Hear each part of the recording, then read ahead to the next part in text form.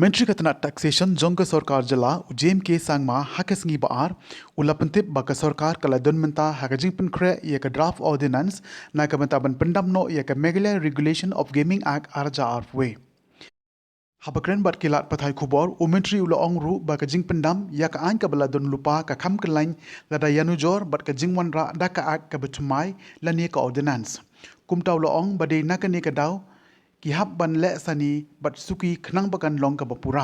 After I have discussed this matter with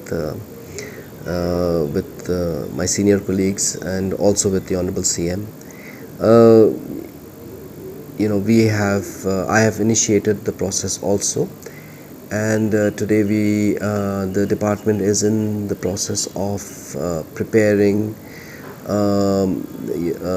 the draft ordinance for the repeal of the Meghalaya Gaming Act. So this is the process. Whenever assembly session is not there, then to enact any law, or for that matter in this case to repeal an existing law, it has to take the route of an ordinance. So that's the process that we have initiated, and the process is ongoing as we speak. So this is something that a repeal is much more complicated than coming up with a fresh act or ordinance for that matter.